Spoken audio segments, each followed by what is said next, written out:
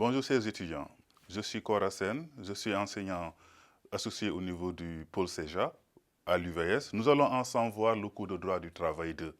Il s'agit plus précisément des relations collectives. Kora Sen est un enseignant associé. Il a acquis 19 ans au niveau de la fonction publique. J'ai aussi travaillé au niveau de l'inspection de l'éducation et de la formation et je suis doctorant. En même temps, je suis conseiller juridique syndical au niveau des institutions. Nous allons ensemble, dans ce cours, essayer de voir des choses que vous avez une fois vues. Nous allons présenter le droit des collectifs, le droit collectif du travail. En même temps, ce cours nous permettra de connaître les sources des relations collectives du travail et vous aurez aussi à connaître les principaux acteurs dans les relations collectives du travail.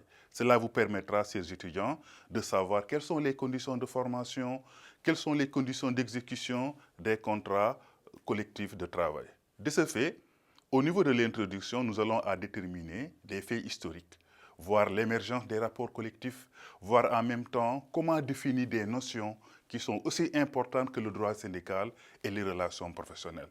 Cela nous pousse, dans ces sièges-là, à voir la négociation collective, parce que vous savez, quand on est en phase de travail, on travaille dans une entreprise, il y a ici ce qu'on appelle le contrat personnel.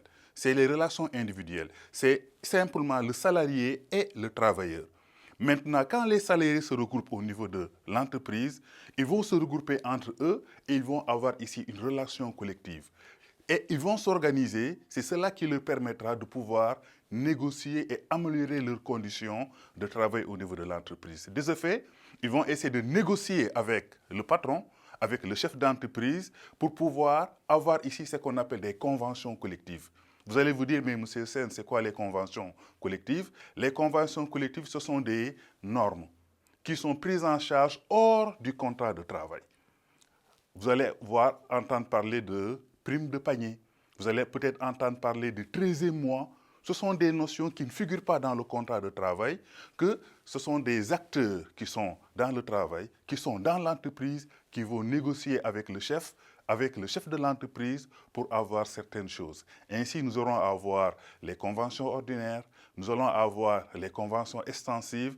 Et ça, quelles sont les personnes qui les négocient? Ce sont les acteurs au niveau de l'entreprise. Et ces acteurs-là, il y a d'abord le chef de l'entreprise, qui est un maillon extrêmement important au niveau de sa structure. Il y a les acteurs, les représentants des travailleurs comme les délégués du personnel, et il y a les acteurs internes comme les syndicalistes. Et on aura à voir alors certains faits qui sont très importants. En dernière position, chers étudiants, nous allons avoir la grève. C'est quoi la grève? Il y a une relation négociée avec les contrats qui sont négociés, comme on l'a vu en haut. Et en bas, nous allons voir ici les rapports conflictuels. Quand il n'y a pas d'entente entre le travailleur et le salarié, et l'employeur, qu'est-ce qui va y arriver? Il va y avoir conflit. Les salariés maintenant vont croiser les bras pour ne pas aller en grève. C'est quoi une grève?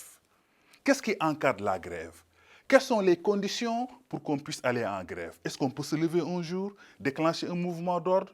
Est-ce qu'on peut se lever du matin au lendemain, aller en grève? Non. Qu'est-ce qu'il faudra faire? On va voir la notion de grève, voir en même temps les limites à l'exercice du droit de grève. De la même façon que la Constitution a donné le droit aux salariés pour qu'ils puissent aller en grève, dans cette même situation aussi, la Constitution a protégé l'entreprise. La Constitution a limité le droit de grève et tous ces éléments-là, nous allons le voir dans le cours. C'est pour cela, ces étudiants, il s'agira ici de prendre vos dispositions, de lire les séquences du cours, parce que les cours sont au niveau de la plateforme. Pour chaque séance, nous avons fait une vidéo pour mieux vous aider, pour mieux comprendre le cours. Faites vos tests vos TD, faites les tests de connaissances et lisez le cours. Si vous n'avez pas compris, envoyez des mails à l'enseignant associé, envoyez des messages aux tuteurs, ils vont être là et ils vont vous aider. Ces étudiants, je vous remercie.